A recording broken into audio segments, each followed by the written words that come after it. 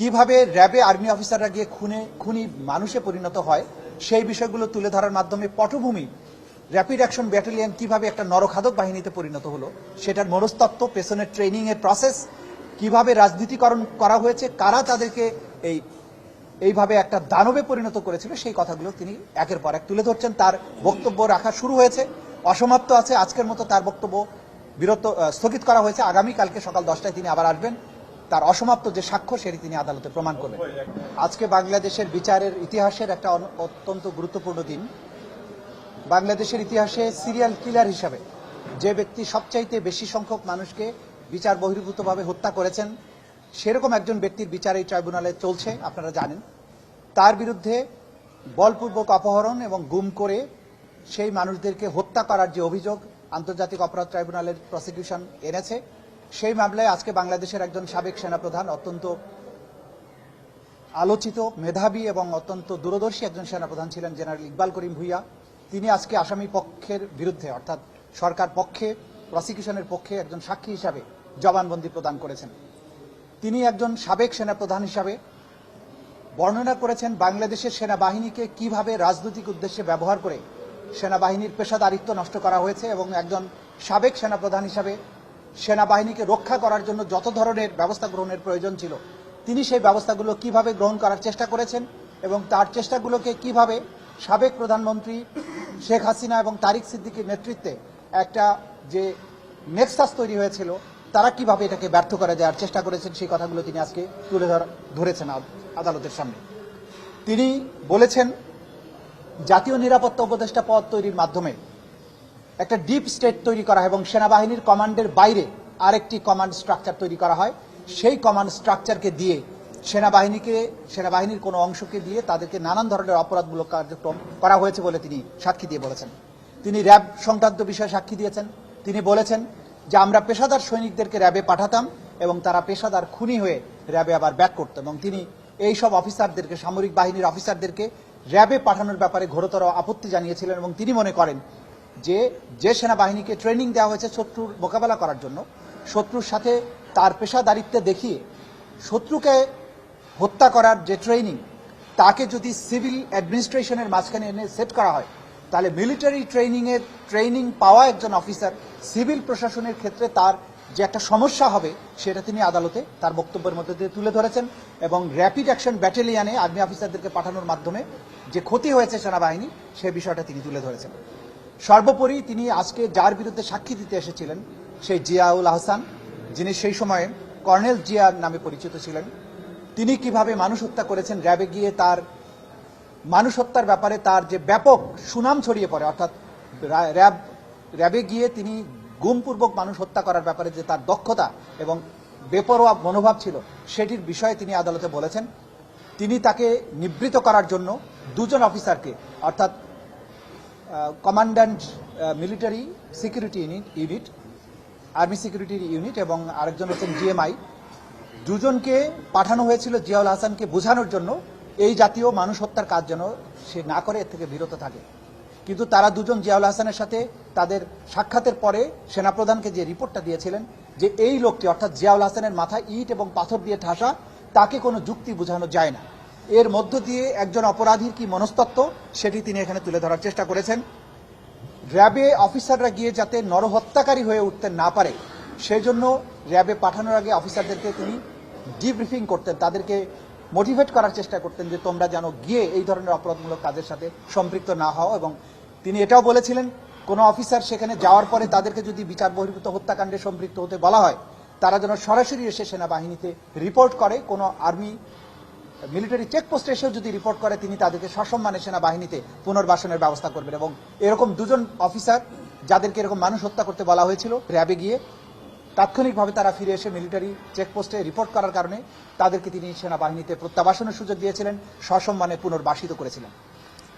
সবচেয়ে সুস্বাদু হালিম, রাঁধুনি হালিম, হালিম হোক রাঁধুনি হালিম। তিনি তার সাক্ষ্যের মধ্য দিয়ে 4টি পৃথক নেক্সাসের উত্থানের কথা বলেছেন, অর্থাৎ সেনাবাহিনীকে সেনাবাহিনী হিসেবে না রেখে সেনাবাহিনীকে দিয়ে নানান ধরনের অপরাধমূলক কাজ করার ক্ষেত্রে 4টি নেক্সাসের জন্ম হয়েছিল। একটা হচ্ছে অপরাধের নেক্সাস, নিরাপত্তা জাতীয় নিরাপত্তা উপদেষ্টা অর্থাৎ তারিক সিদ্দিকী, ডিজিএফআই, এনএসআই, রয়ের যৌথভাবে তারা লক্ষ্য নির্ধারণ করে র্যাব এবং পুলিশকে দিয়ে সেই টার্গেটগুলোকে তুলে আনা এবং তাদেরকে হত্যা করা, নিশ্চিহ্ন করা, এরকম একটা নেক্সাস তৈরি হয়েছিল, সেটার কথা তিনি বলেছেন।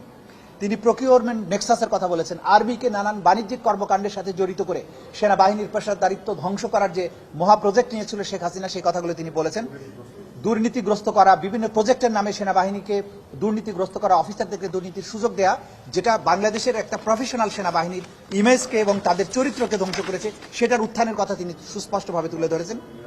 ডি ফ্যাক্টো কমান্ড নেক্সাস, অর্থাৎ সেনাপ্রধানের যে কমান্ড থাকার কথা তার বাইরে একটা ছায়া কমান্ড তৈরি করে সেনাপ্রধানকে না জানিয়ে তারিক সিদ্দিকীর কমান্ডে সেনাবাহিনীর বিভিন্ন কাজ করা, বিভিন্ন অপরাধমূলক কর্মকাণ্ড, র্যাবে সেনাবাহিনীর অফিসারদের পোস্টিং দেওয়া, সেনাবাহিনীর বিভিন্ন গুরুত্বপূর্ণ পদে যেগুলো নিয়োগ দেওয়ার ক্ষমতা সেনাপ্রধানের, তাকে ডিঙিয়ে সেখানে তারিক সিদ্দিকীর হস্তক্ষেপ করা, এই জাতীয় কাজের মাধ্যমে একটা ডি ফ্যাক্টো কমান্ড নেক্সাস তৈরি করা এবং একটা ডিপ স্টেট তৈরি করা, যেটার মাধ্যমে শেখ হাসিনা তার ক্ষমতাকে দীর্ঘায়িত করেছিলেন।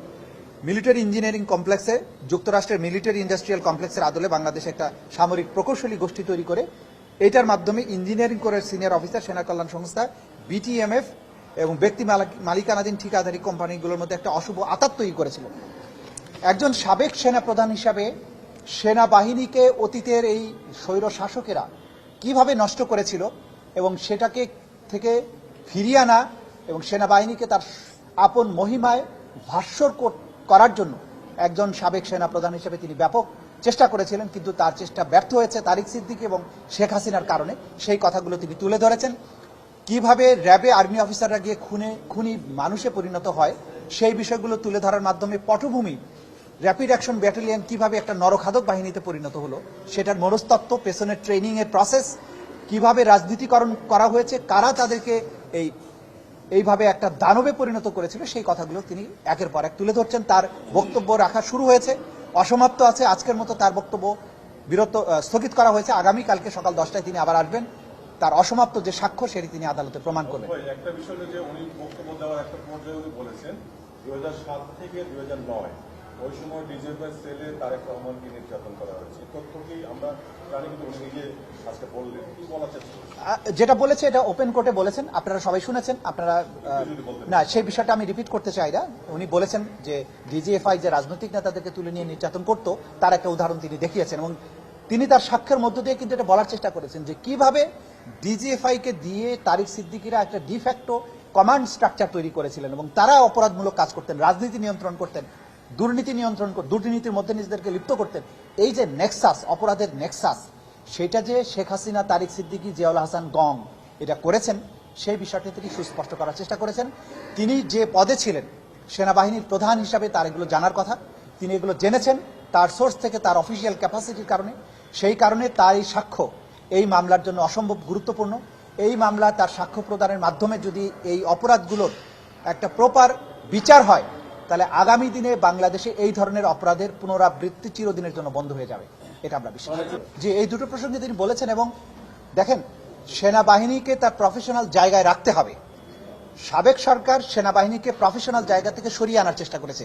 সেনাবাহিনীর তার যে জায়গায় তার পেশাদারিত্ব থাকার কথা সেইটাকে সিভিলিয়ানদের উপরে প্রয়োগ করার চেষ্টা করেছে। তার মানে তাদের চরিত্রকে নষ্ট করেছে, তাদেরকে অর্থনৈতিকভাবে নষ্ট করেছে, তাদেরকে পলিটিশিয়ানদের পিছনে লাগিয়ে দিয়েছে।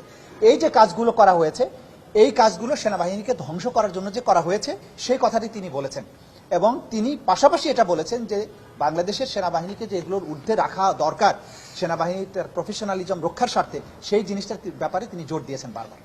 যেটা আমি কিন্তু বারবারই বলেছি, দেখেন যে সেনাবাহিনীর অফিসারদেরকে তৈরি করা হয় শত্রুর মোকাবেলার জন্য, দেশের সার্বভৌমত্ব রক্ষার জন্য, শত্রুর মোকাবেলা করার জন্য তারা করেন। তাকে যখন পুলিশিং এর কাজে লাগাবেন, সিভিল অ্যাডমিনিস্ট্রেশনে তারা কিন্তু ফিট করে না তাদের ট্রেনিং প্রসেস। সেই জিনিসটি তিনি বারবার বলার চেষ্টা করেছেন যে সামরিক বাহিনীর অফিসারদেরকে পুলিশ বাহিনীর কোনো ইউনিটে ডেপুটেশনে বা কোনোভাবেই পাঠানো উচিত হবে না, কারণ দুই বাহিনীর ট্রেনিং প্রসেস, তাদের মাইন্ডসেট, তাদের কাজের পদ্ধতি, কাজের ধরন ভিন্ন। হয়তো একটা ঘটনার মধ্য দিয়ে একটা সূচনা হয়েছিল, কিন্তু সেটা ফুলে ফলে সুশোভিত হয়েছিল পরবর্তী শাসন আমলে, শেখ হাসিনা শাসন আমলে, যেখানে হয়তো একটা বিচ্ছিন্নভাবে বা একটা সময় একটা ফর দ্য টাইমিং একটা ঘটনা ঘটেছিল, কিন্তু পরবর্তী সময়ে প্রাতিষ্ঠানিক রূপ দেয়া, গোটা সেনাবাহিনীর মধ্যে আরেকটা কমান্ড স্ট্রাকচার তৈরি করা, ডিপ স্টেট তৈরি করা, তাদেরকে পদ্ধতিগতভাবে একটা খুনের কাজে খুনি বাহিনী হিসাবে র্যাবের পাঠানো এই জিনিসগুলো পরবর্তী সময় হয়েছিল। কেন উনি আসামি হবেন কেন? উনি কেন আসামি, কোন যুক্তিতে হবেন? আপনারা এই বিষয়ে জানতে হবে যে অপরাধী হওয়ার জন্য উনি তো সেনা প্রধান হিসেবে এটা রোধ করার চেষ্টা করেছেন, সেনাবাহিনীকে রক্ষা করার চেষ্টা করেছেন, তার অফিসারদেরকে রক্ষা করার চেষ্টা করেছেন, অফিসাররা যাতে নরহত্যার মতো অপরাধে যুক্ত না হয় সেজন্য মোটিভেট করার চেষ্টা করেছেন, কিন্তু পারেননি, কারণ তার উপরে প্রধানমন্ত্রী ছিল, যেটা সে সফল হতে দেয়নি। তার উপরে জাতীয় নিরাপত্তা উপদেষ্টা ছিল, যে সেনাবাহিনীর প্রধানকে বাইপাস করে এই কাজগুলো করত। সুতরাং তার তো সফল হওয়ার কোনো সুযোগ ছিল না, প্রশ্নই আসে না ওনার সঙ্গে। আসবে সাক্ষী যখন আসবে, বাকি বিষয়গুলো যখন আসবে ক্রমাগত আপনারা জানতে পারবেন। না, যে এটা যা আমি আর বিস্তারিত বলবো না, যেটা শুনেছেন জবানবন্দি কোর্টে, ওপেন কোর্টে দিয়েছেন, আপনারা সেটার ভিত্তিতে নিউজ করতে পারেন। Thank you.